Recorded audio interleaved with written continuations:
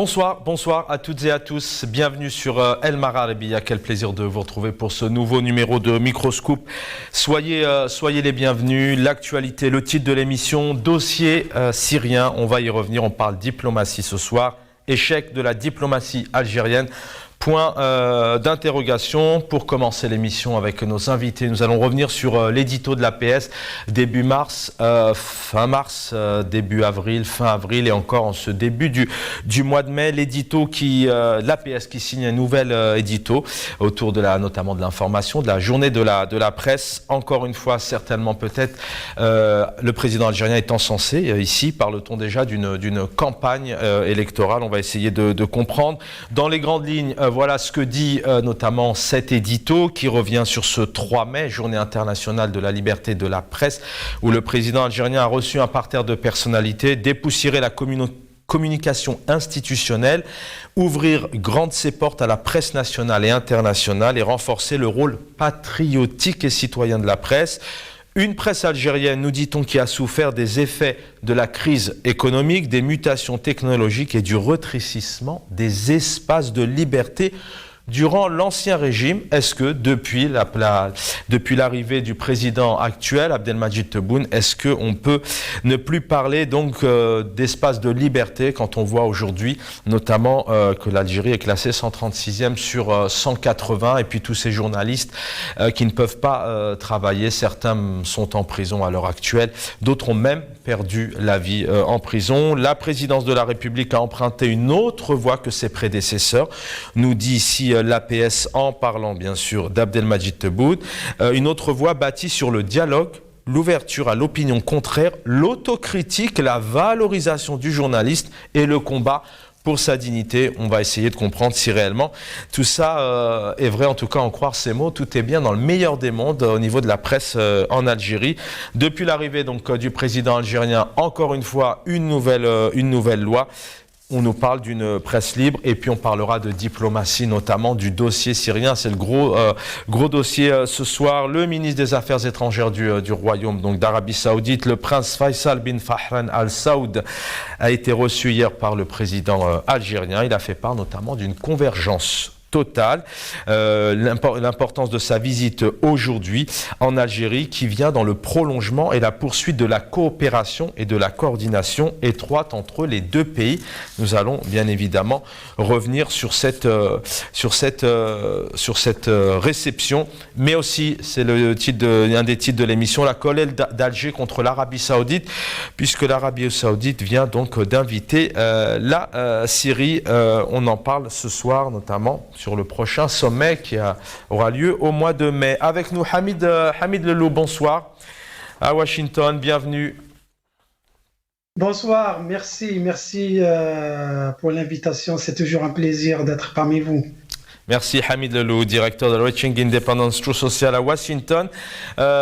Personnage politique, opposant politique qu'on ne présente plus. Karim Tabou, bonsoir. Bonsoir, merci de l'invitation. Mes salutations à vous, à votre invité, Monsieur Lelou, et à nos téléspectateurs. Merci d'être avec nous, cher Karim Tabou. Quelques mots d'abord tout de même, peut-être, on en parlait tout à l'heure ensemble, encore une fois, un avocat a été touché, un maître Abdul Rani Badi, notamment sa voiture a été endommagée, totalement brûlée. Il était important pour vous, cher Karim Tabou, de réagir. On n'a pas encore les causes, mais c'est vrai que souvent, les avocats sont tout de même intimidés, touchés. Oui, d'abord, je tiens personnellement à exprimer mon soutien à Abdelrani Badi, un militant, un avocat engagé aux côtés du Hirak. Il était là pendant toute cette période de répression contre les militants. Il est là à Alger, il est là dans tous les coins d'Algérie. C'est un militant, un avocat qui s'est mobilisé beaucoup, notamment au service des hirakistes dans le sud du pays, et qui est victime ce matin d'un acte de sabotage de son véhicule. Heureusement que lui n'était pas là, il est en bonne santé, n'a pas été touché. Mais il est important également de relever que c'est pratiquement la quatrième victime de la même pratique, pratiquement. D'abord, il y a eu par 3 fois acte de sabotage contre mon véhicule personnel. Après, c'est au tour d'Abdou Sommar qui fut, souvenons-nous, victime d'un acte de saccage, de sabotage de son véhicule. Et puis par la suite, c'est un autre militant qui s'appelle Nabil Amrani qui a vu son véhicule entièrement saccagé par des inconnus, par des individus. Et puis, cette fois, c'est Abdelrani Badi. C'est dire que, tout simplement, que ça ne peut pas s'expliquer par les versions habituelles des inconnus ou des gens qui viennent comme ça cibler des véhicules de militants et des avocats. Donc très clairement, ça ne peut pas s'expliquer par le simple fait d'une panne mécanique ou d'une agression d'inconnus. C'est vraiment des actes destinés à intimider les militants, à leur faire peur, à leur fixer des limites, quoi. Encore une fois, tout mon soutien à Sir Abdelrani. Et on est là, ce ne sont pas des actes de cette nature qui vont faire peur ou sinon qui vont nous réduire au silence. Plus que jamais, nous sommes décidés, déterminés à mener ce combat. Ça ne fait que nous engager davantage, augmenter de notre fureur parce que, au fait, nous nous rendons compte chaque jour que nous sommes dans la bonne voie, que ce combat mérite d'être mené, que l'avenir de l'Algérie ne peut pas rester entre les mains de tous ces aventuriers, de tous ces incompétents. Le pays a besoin d'un sursaut, a besoin d'un souffle. Karim Tabou, un mot, on va retrouver Hamid Lelou dans un instant. Condamnation entre autres, bien sûr pour d'autres détenus, certains qui sont en jugement. Voilà, vous êtes bien sûr tous les jours, encore aujourd'hui malheureusement, entre les mains de la justice. Une condamnation pour vous de 1 an, si je ne me trompe pas, et 100 000 dinars d'amende. Oui, c'est un énième procès dans un feuilleton qui n'a plus de fin. Personnellement, je sais plus, j'arrive plus à arranger mes papiers qui viennent des services de la police, des juges d'instruction, des tribunaux, mais c'est également une technique par laquelle le militant se retrouve un peu perdu dans une logique d'harcèlement judiciaire. Et là, on comprend très bien que la justice est devenue un instrument politique. Désormais, nous ne pouvons plus parler de la justice en tant que telle. En Algérie, la justice est une filière politique. Certains juges sont devenus des militants politiques qui sont là à exécuter des décisions d'un pouvoir qui veut réduire au silence et qui veulent tout simplement utiliser la justice comme moyen de répression contre les militants. Et puis sur un autre plan, moi j'ai appris ce matin avoir été condamné par le tribunal de Bermondreis à 1 année de prison ferme. D'abord, je n'ai pas été convoqué à ce procès. Et là se pose vraiment un problème de fonctionnement de la justice. Il s'agit d'une plainte, d'un procès à la suite de la plainte de Lezhari il y a plus d'1 année. Je me souviens que lors du dépôt de plainte, moins de 24 heures, les services de police ont assiégé ma maison et m'ont ramené une décision de me présenter au commissariat. Ils m'ont même fait passer la nuit au commissariat. Le lendemain, je me retrouve dans un délai exceptionnellement court devant le juge d'instruction. Par la suite, j'étais otage d'une mesure de contrôle judiciaire avec obligation de me rendre chaque dimanche au commissariat, avec une interdiction de quitter le territoire national et confiscation de passeports. Avec toutes ces mesures-là, il a fallu attendre donc une année et le procès a été programmé. J'apprends sur les réseaux sociaux que le procès a été programmé. Je ne suis destinataire ni d'une information, ni d'un papier quelconque qui m'invite à me présenter à ce procès. Après, j'apprends ce matin que je suis condamné à une année de prison ferme. Mais en tout cas, pour moi, c'est juste un fait qui s'ajoute à toute cette série de choses qui se passent, mais qui ne peuvent pas nous détourner de l'essentiel. Et là, je profite à travers cette tribune, à travers le Magharibia, pour adresser un message plutôt aux hiérarchistes, aux détenus, aux militants. Ne vous laissez pas entraîner dans ce cycle infernal de présentation, de recours, de trucs judiciaires. Nous devons comprendre que cela relève de la technique du pouvoir pour détourner les gens de leur engagement militant et leur faire peur. Donc nous devons également comprendre que nous sommes sur le terrain politique, que nous avons besoin de mener et de rester fidèles et de rester engagés dans notre combat.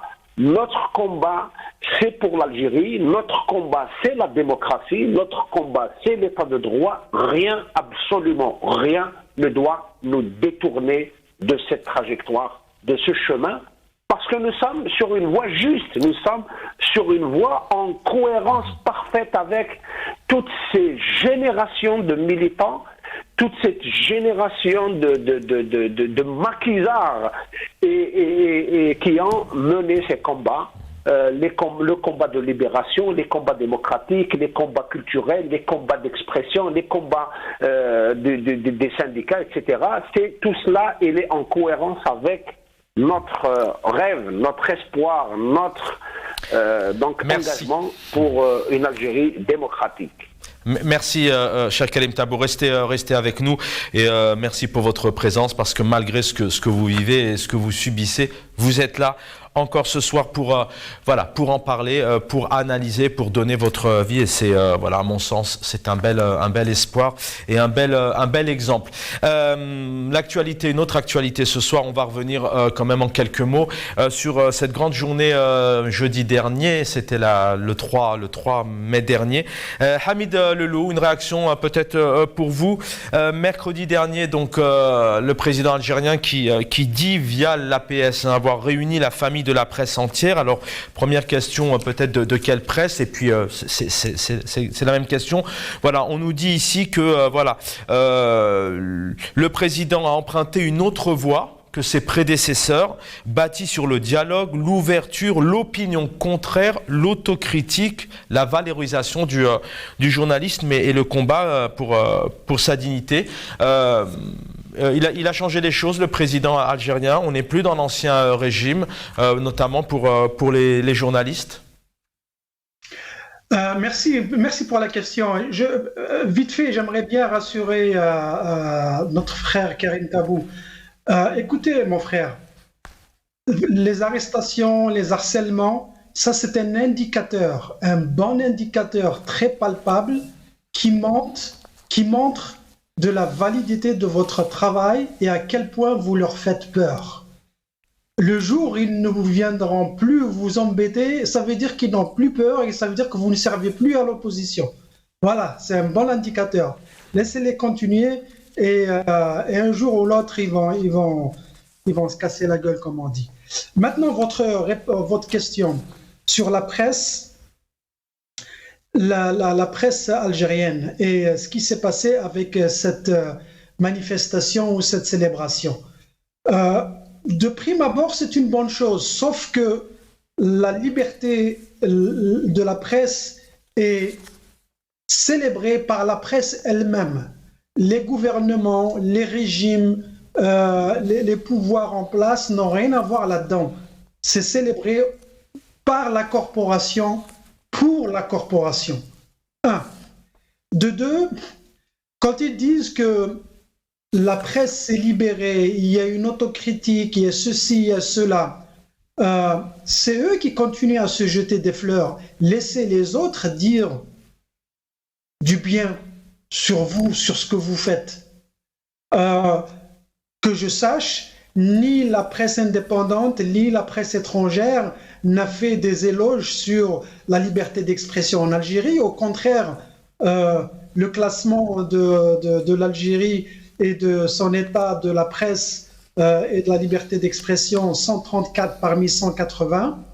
Et encore, moi, je trouve que c'est quelque chose de positif pour le régime parce que autrement, il méritait pire. Mais il faut voir aussi quels étaient les indicateurs, les 5 indicateurs qui étaient utilisés pour faire l'évaluation.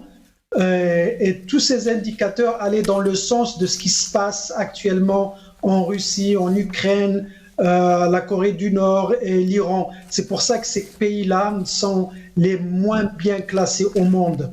Mais sinon, si on avait fait rentrer d'autres indicateurs liés à la situation algérienne, la situation socio-économique ou bien la situation économique des journalistes eux-mêmes ou de leur arrestation, de leur harcèlement comme ils le font avec les autres hirakistes, l'Algérie se serait classée parmi les 170, 175 et pas mieux que ça. Ceci dit, on a aussi entendu dire Tebboune que le RSF c'est pas un référent et que lui c'est l'ONU.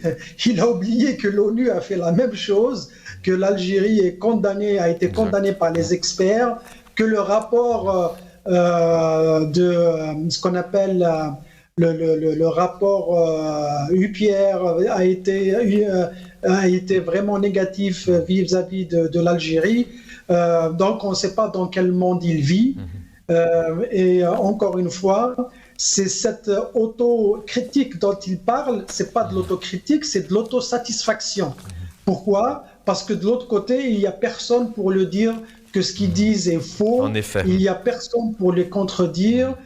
Ceux qui assistent à leur conférence de presse, quand il y a conférence de presse, ce sont des journalistes choisis parmi eux, des journalistes qui toujours confirment ce que le président, soi-disant, ou bien ses ministres disent. Donc, il n'y a pas de critique. Cette autocritique est plutôt de l'autosatisfaction. Merci. Surtout que, voilà, quelques minutes après, effectivement, il critique clairement en disant que RSF n'est pas important, mais quelques minutes avant, il recevait RSF et 48 heures avant, il les a invités à la présidence.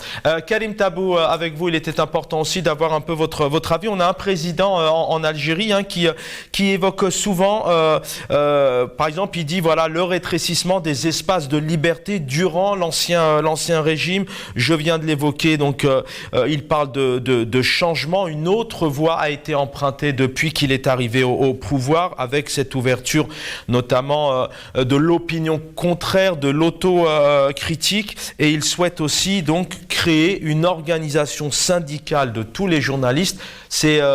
Vous avez cette vision aussi qu'il y a une nouvelle Algérie, que l'ancien régime c'est terminé? Nuance, d'abord il s'agit d'un chef d'État et non pas d'un président de la République élu par le public. Nous sommes en face d'un chef d'État qui a été désigné par le pouvoir et non pas par les Algériens eux-mêmes. Mais c'est un détail, passant sur l'essentiel.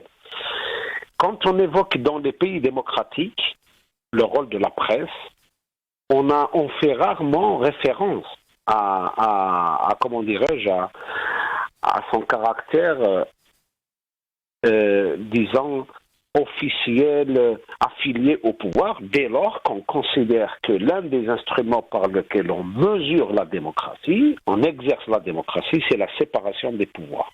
D'abord des 3 pouvoirs, le pouvoir exécutif, le pouvoir judiciaire et le pouvoir législatif. Et on a toujours qualifié dans le monde politique la presse de 4e pouvoir, qui est très loin d'être une espèce de de sous-section d'un pouvoir, de ces trois pouvoirs, plutôt, c'est le quatrième pouvoir qui est là, qui joue le contre-pouvoir, le contrôle, la critique, l'évaluation, le débat. Nous ne sommes pas là. Et lorsqu'on évoque la presse dans sa pluridiscipline, c'est-à-dire que la presse audiovisuelle, la presse électronique, la presse écrite, son état, il est là. Vous voyez très bien que le pouvoir en Algérie a toujours joué autant à l'égard de la presse qu'à l'égard de la politique, qu'à l'égard des travailleurs, qu'à l'égard des syndicats, une logique de précarité. C'est-à-dire, il exerce le monopole absolu, d'abord dans la délivrance des autorisations d'exercer. Un journal ne peut pas exercer sans l'autorisation du ministère de l'Intérieur.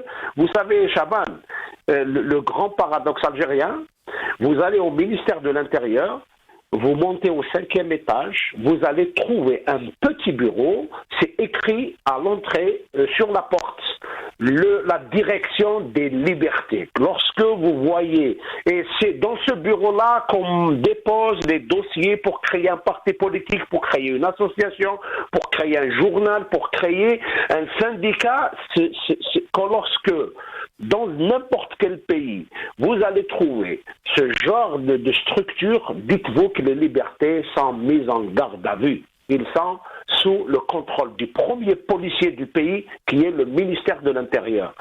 Et le cas algérien, c'est le cas de le dire.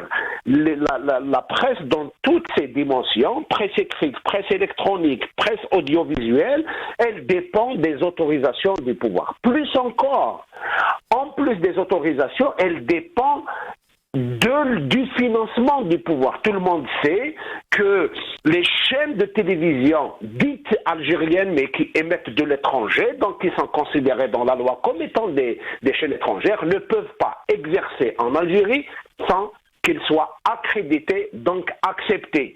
Et vous voyez très bien comment une chaîne qui est dans le sillage, dans le courant du pouvoir, elle bénéficie de tous les avantages, des villas à Alger, des logiques floues et obscures de gestion sur le plan financier des financements, des chaînes qui cumulent des dettes impossibles à régler, mais qui continuent de fonctionner, et à côté, on porte des accusations sur des journalistes pour avoir reçu un prix, pour avoir reçu une aide quelconque. Vous voyez très bien que la logique de la précarité est une logique du pouvoir et qui laisse tout le monde dépendre du pouvoir, et après, vous connaissez très bien comment fonctionne le pouvoir de cette nature. La police politique prend le relais, c'est elle qui détermine qui est le journal qui doit exister, qui doit recevoir l'accréditation, et quel est le journal qui ne reçoit pas, quel est le journaliste qui est admis, qui reçoit le visa d'entrée en Algérie, et quel est le journaliste qui est impossible, mis sur une liste noire, impossible d'avoir le visa pour venir en Algérie. Je parle de la presse étrangère. Et quant à la presse locale, vous voyez, quand vous avez des journaux avec tout le développement technologique, avec le développement des moyens de communication, des journaux qui font travailler des journalistes, des techniciens à des salaires dérisoires, catastrophiques, mais qui sont là, qui dépendent de la publicité. Cette publicité, elle est sous le monopole absolu du pouvoir. C'est le pouvoir qui donne la publicité, c'est le pouvoir qui finance la presse, c'est le pouvoir qui décide qui va être le journal qui va être invité dans un débat quelconque, c'est le pouvoir qui choisit le journaliste qui doit venir, c'est le pouvoir qui doit choisir les questions qui doivent être posées. Lorsque vous voyez ce type de presse, nous ne pouvons pas parler de la presse comme on parle de la presse ailleurs, comme quatrième pouvoir, dans sa liberté de faire des investigations, dans l'accès aux sources d'information, dans sa liberté d'action sur le terrain, etc. Ça n'existe pas chez nous. Nous sommes en train d'utiliser des mots qu'on a appris dans la politique, qu'on a appris dans le dictionnaire, mais dans les faits, dans la réalité, tout ça n'existe pas. C'est pour cette raison que je tenais vraiment à préciser, lorsque vous proclamez le mot président de la République, c'est fort. C'est fort, président de la République. Cela renvoie au respect du peuple, de la population, du vote. Mais tout ça n'existe pas chez nous. Alors appelons le chat par son vrai nom. Ce soir, bien évidemment, c'est le dossier syrien. On va essayer de revenir sur cette colère en sourdine avec nos invités. 12 ans après, donc Bachar el-Assad est invité au sommet de la Ligue arabe qui aura lieu donc en Arabie Saoudite le 19 mai prochain. On se rappelle que cette invitation intervient après la réintégration donc dimanche au sein de la Ligue. Elle avait été exclue en 2011, notamment après le soulèvement populaire. Nos invités vont en parler. Alors, il faut savoir que l'Algérie a toujours soutenu la Syrie, notamment le système de Bachar. Le retour de la Syrie, notamment au sein de la Ligue arabe, avec une mobilisation de l'Algérie. Certains pays étaient opposés, comme l'Égypte ou l'Arabie saoudite, sauf que voilà, une réunion a été organisée en Arabie saoudite, donc à Jeddah. Alger donc a été exclu notamment de cette réunion avec les États limitrophes de la Syrie, alors que l'Algérie est actuellement patron président de la Ligue arabe. Elle aurait dû être notamment conviée, et même limite peut-être que cette réunion aurait dû avoir lieu à Alger. Ce n'est pas le cas. En tout cas, signe d'apaisement, puisque hier, je vous le disais tout à l'heure, le ministre des Affaires étrangères du Royaume d'Arabie Saoudite a été reçu par le président algérien, notamment voilà, où on a évoqué un prolongement et la poursuite d'une coopération donc, et coordination étroite entre les deux pays. Hamid Loulou, il est 19h30 en Algérie. On va passer ces quelques minutes avec vous et Karim Tabou sur notamment ce dossier syrien. Voilà, avoir d'abord votre point de vue. L'Algérie, on a quand même un peu la pression, malgré que le président algérien nous parle d'une force de frappe, nous parle d'une puissance. Elle a tout de même été ignorée sur un cas comme celui-là, la réintégration de la Syrie par exemple, et puis je vous laisse bien sûr développer. Une glissade spectaculaire. Quand vous dites que le ministre des Affaires saoudiennes était invité en Algérie ou bien les choses étaient reprises, non, elle rentre dans un cadre tout à fait normal. L'Arabie Saoudite va organiser le sommet de la Ligue arabe dans un mois. Et c'est tout à fait normal qu'elle envoie le ministre des Affaires étrangères en tant qu'émissaire pour parler spécifiquement de cette réunion, c'est tout.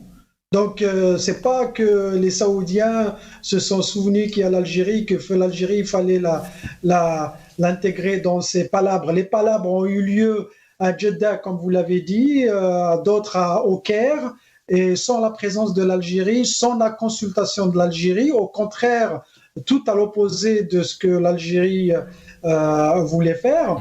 Maintenant, malgré ça... Une petite question peut-être sur le fait qu'il y ait cet apaisement peut-être diplomatique. Est-ce qu'aussi peut-être l'Arabie Saoudite souhaite voir le 19 mai prochain un sommet de Ligue arabe plutôt apaisé et ne s'attend pas peut-être aussi au refus d'Alger de participer suite un peu à ces discordes? Et on posera les mêmes questions à Karim Tabou derrière. Moi je pense que l'Algérie va y participer, Tabboune va y aller. Il n'y a pas de raison qu'il n'y aille pas et ça ne rentre pas dans dans le sens de ce que l'Algérie a toujours voulu, ou le régime algérien a toujours voulu se présenter à l'extérieur. Il clame être le principal acteur dans le règlement de la crise syrienne. C'est vrai que sa position a toujours été pour la Syrie, mais ça n'a rien de nouveau. Le problème de l'Algérie, il y a deux problèmes à ce niveau. Un, elle n'a pas les moyens de sa politique. Elle parle, mais elle ne fait rien. Elle ne peut rien faire parce qu'elle n'a pas les moyens de cette politique. De deux, elle défend un régime comme celui de Bachar el-Assad qui n'est pas très différent de celui de l'Algérie. Et même quand elle défend des causes nobles comme celle de l'Afrique du Sud, qu'est-ce qu'elle a récolté? Pas grand-chose, sauf que c'est vrai qu'on continue un petit peu à bénéficier du soutien de l'Afrique du Sud au niveau diplomatique quant à l'Union africaine, mais pas plus que ça. Vous me dites que l'Arabie saoudite veut apaiser les tensions pour ratisser large et avoir le maximum de participation. Si c'était vraiment le cas, ils auraient associé d'autres pays comme l'Algérie dans les pourparlers pour réintégrer la Syrie. C'est pas, je ne pense pas que ce soit la raison. La seule raison pour cet émissaire de venir en Algérie, c'est pour apporter une invitation officielle quant à la participation et à la présence au prochain sommet de la Ligue, qui d'ailleurs, la réintégration de la Syrie n'apporte pas grand-chose à la Syrie non plus. Hein. Ça ne veut rien dire. Réintégrer la Ligue, d'ailleurs, une Ligue qui n'a aucun poids politique, géopolitique sur la scène régionale ou internationale. Tout se fait et se défait autour de cette ligue. Rien ne se fait à l'intérieur. Donc, réintégrer la Syrie ou pas, c'est pas un grand gain parce que le plus important, c'est ce qui va se passer après. Est-ce que ceci veut dire que les relations diplomatiques et surtout économiques et commerciales vont être rétablies, les frontières vont être complètement ouvertes? Est-ce que l'investissement étranger va être autorisé en Syrie pour la reconstruction de la Syrie qui a besoin de milliards de dollars? Est-ce que aussi les États-Unis vont vraiment appuyer ça? Ils ont accepté, ils ont dit ok, vous pouvez réintégrer la Syrie. Parce que dans l'élan de ce qui s'est passé probablement avec le tremblement de terre, mais il y a deux détails très très importants. C'est là que moi je mesure l'impact de cette réintégration. Un, il faut attendre le 8 août. 8 août pour la Syrie est une date cruciale. C'est la date butoir du ministère des Finances américain qui va arrêter, qui va reprendre les sanctions internationales contre la Syrie, parce qu'il les a un petit peu arrêtées dû à ce tremblement de terre. C'est pour ça que l'Algérie et d'autres pays ont eu l'opportunité d'atterrir en Syrie. C'est les États-Unis qui avaient décidé ça. De deux, l'arrêt ou pas du soutien des rebelles kurdes dans le nord de la Syrie et un petit peu vers l'est de la Syrie. Est-ce que les Américains vont arrêter ça ou pas? Donc techniquement, c'est là où il y aura le changement.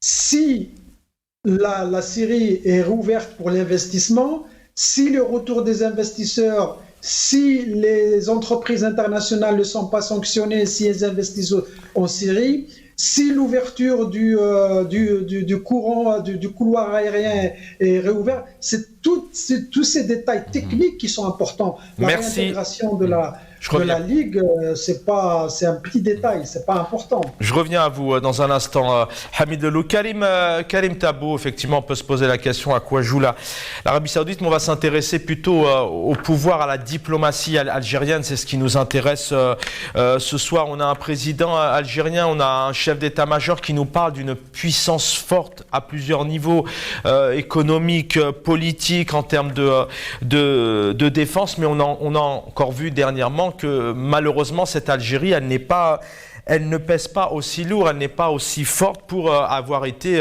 complètement ignorée dans le cadre de cette réunion qui a eu lieu d'ailleurs à Jeddah et qui devait peut-être logiquement avoir lieu à Alger. Voilà, avoir un peu votre visibilité sur cette position de cette Algérie. Est-ce qu'on peut parler notamment d'échec de la diplomatie algérienne sur ce dossier syrien qui lui échappe?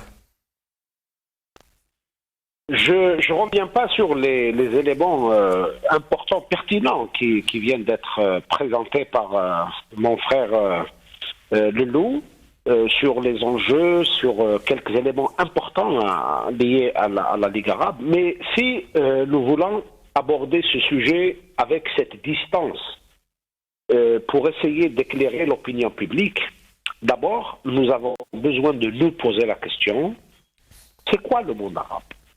Le monde arabe, dans sa définition, il regroupe des pays, d'abord des pays faisant partie de ce qu'on appelle la péninsule arabique. Il y a des pays de l'Afrique du Nord et les pays du Proche-Orient. Dans sa définition, ce qui lie tous ces pays, c'est le fait qu'ils ont en commun les États comme langue officielle la langue arabe. Même si dans ce débat qui est le pays arabe, qui ne l'est pas, il y a tout un débat à mener, notamment concernant les pays de l'Afrique du Nord qui restent des pays ancrés dans la culture berbère et dans une mentalité qui est très très loin, très différente de la mentalité de la péninsule arabique. Et puis, le nombre de pays du monde arabe. Vous savez que jusqu'à présent, les Arabes ne sont pas d'accord, ne se sont même pas entendus sur le nombre de pays, puisque la République sahraoui est considérée par certains comme une république, comme un pays, et d'autres, ils ne la reconnaissent même pas comme pays. Et puis à l'intérieur de ces 22 ou de ces 23 pays dits arabes, vous avez des conflits qui déchirent des pays entiers. Je cite quelques-uns. D'abord le conflit entre l'Algérie et le Maroc, le conflit politique, vous avez la situation difficile en Tunisie, vous avez la Libye qui est déchirée, la situation de totalitarisme absolu en Égypte, au Soudan c'est la guerre, en Somalie c'est tout l'État qui est en train de se remettre des cendres, le Yémen est complètement déchiqueté, l'Irak vient tout juste de se sortir d'une situation apocalyptique, la Syrie est démolie entièrement, le Liban est en faillite, vous imaginez, j'ai cité une moyenne de 12 pays ou 13 pays de ce qu'on appelle le monde arabe. Quelle situation du monde arabe? Après, posons-nous la question toute simple. Est-ce que le monde arabe est-il un ensemble économique? Est-il un ensemble politique? Est-il un ensemble géopolitique? Nous allons nous apercevoir qu'il suffit de poser la question est-il un ensemble économique? Si vous faites les mesures connues dans le monde, par lesquelles on peut déterminer est-ce que c'est un ensemble économique, il suffit de voir le volume des échanges commerciaux, le volume des investissements intra-pays, le monde arabe, c'est-à-dire on peut évaluer combien de mobilisation de ressources financières dans le cadre des investissements d'un pays dans un autre. Vous allez interroger les experts, vous allez vous apercevoir et conclure très simplement que le monde arabe n'étant pas un ensemble économique, même en termes de ce qui est connu comme étant un peu particulièrement puissant dans ces pays-là, c'est la production du pétrole, mais vous approfondissez l'analyse, vous allez vous apercevoir qu'une grande partie de l'exploration, de l'exploitation de toutes ces richesses dans ce monde, il est fait par des étrangers, des Américains et par des Européens. Je reviens à vous, Karim Tabou, dans un instant. Hamid Lelou, je reviens à ma question. Alors, merci pour ces éléments, effectivement, aussi prendre un peu de la hauteur sur cette Ligue arabe, le monde arabe à plusieurs niveaux. Mais voilà, les Algériens, le monde entier voit ce continent. L'Algérie, plus grand pays d'Afrique, énorme, avec toutes ses richesses, on pourrait en parler pendant des heures. Mais pourquoi est-ce qu'aujourd'hui l'Algérie n'a pas peut-être limite ce poste de sous-traitant, d'intermédiaire qu'elle devrait avoir, notamment sur la réintégration de la Syrie? Peut-être que si l'Algérie avait été une réelle force de frappe, est-ce que l'OTAN et la France auraient frappé en Libye et même pour le Mali? Pourquoi est-ce qu'à chaque fois on ne consulte pas réellement, on n'arrive pas à passer par l'Algérie, qui d'ailleurs, le président algérien nous dit souvent qu'il a le rôle, qu'il pourrait jouer le rôle de médiateur, par exemple, entre la Russie et l'Ukraine, mais à chaque fois, cette Algérie est totalement ignorée. Justement, mon cher Chaban, vous venez juste de mettre le doigt sur l'essence du problème, le cœur du problème de l'identité de ce régime. Moi, je ne parle même pas de l'Algérie, mais de ce régime, avec son autosatisfaction qui n'arrête pas de se jeter des fleurs et de dire « moi ceci, moi cela, moi je fais, moi une grande force ». Elle est où cette grande force? Tout se fait sous son nez. L'invasion, l'attaque de la Libye, les problèmes nord-Mali, les problèmes sur notre frontière de l'Ouest, l'immigration clandestine, les haragas sur la Méditerranée, le trafic de drogue, l'économie informelle qui dilapide le patrimoine national, économique et culturel. Tout ça montre justement l'incapacité de ce régime à faire. Et pourquoi? On revient à la règle essentielle. Quand vous ne représentez pas votre peuple, quand vous n'êtes pas légitime, les gens ne vous écoutent pas à l'étranger.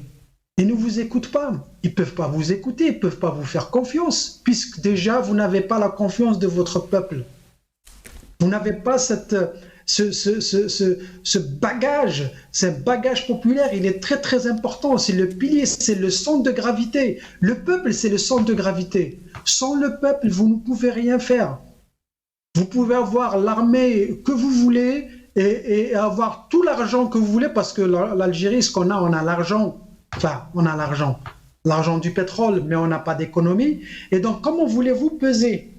En diplomatie, pour peser, vous avez besoin de 3 piliers. Vous avez besoin d'une économie très forte, très solide, qui va inciter les autres à échanger avec vous.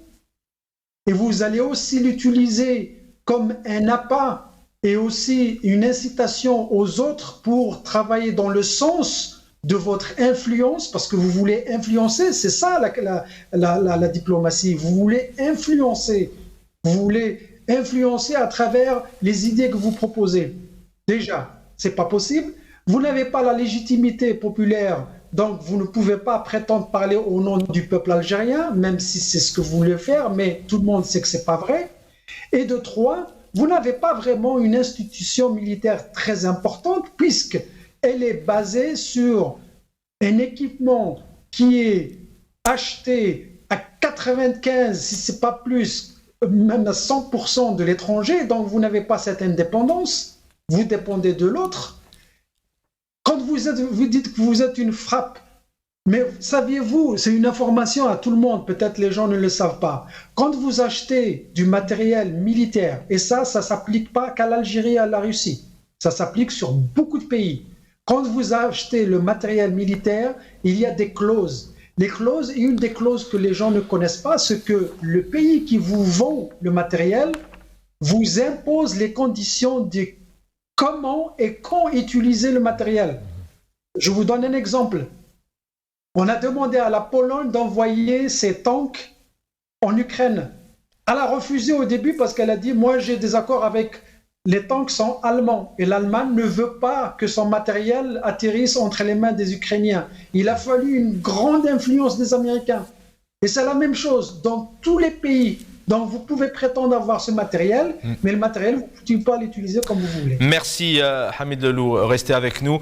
Karim Tabou, on va terminer cette émission avec vous. Eh bien tout simplement, voilà, j'aimerais aussi avoir votre analyse, comment vous voyez un peu cette Algérie, ce magnifique pays, limite un continent. On a un pouvoir, une armée qui dit aux Algériens, qui dit au monde entier, nous sommes une puissance, nous pouvons être médiateurs sur tous les conflits, intervenir, alors que cette Algérie, elle a été ignorée sur une réunion notamment qui devait avoir lieu chez elle. Et à chaque fois, c'est vrai qu'elle est complètement zappée. Est-ce que réellement on peut parler de force, d'une réelle force qui pèse quelque chose aujourd'hui en termes de diplomatie pour régler certains conflits?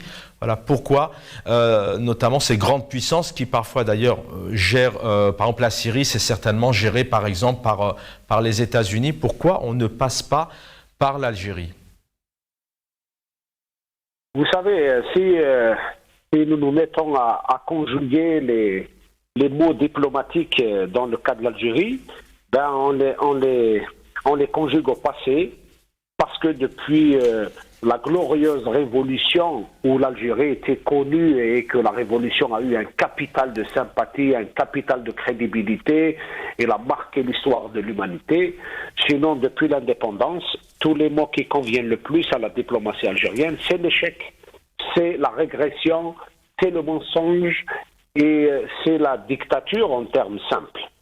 Après, l'avenir de l'Algérie. Je pense qu'au-delà de ces petits calculs dans le cadre de ces syndicats de dictateurs, qui est la Ligue arabe et qui est tous ces regroupements de chefs d'État incapables de construire le chez eux et donc incapables de construire le chez les autres. Et puis en termes de relations géopolitique, géostratégique, on est loin face à un monde qui est en mutation profonde, en transition énergétique, en recherche permanente pour avoir le monopole sur l'information, sur les technologies. Nous ne sommes pas dans cette sphère-là. Et pour finir, à mon avis, pour que l'Algérie soit un pays fort, un pays, il y a cette possibilité, à la condition, et pas seulement l'Algérie, mais c'est toute la région, à la condition que l'Algérie se démocratise, l'Algérie se débarrasse de ce pouvoir, de ses hommes, de ses pratiques, de sa politique, de sa mentalité pour aller vers un vrai sursaut démocratique. Désormais, l'Algérie, pour son maintien, a besoin d'un souffle nouveau, a besoin de la démocratie, a besoin de se sortir de tous ces tyrans, de tous ces potentats, de ce sous-développement mental, de ce régime incapable de se prévoir sur un mois.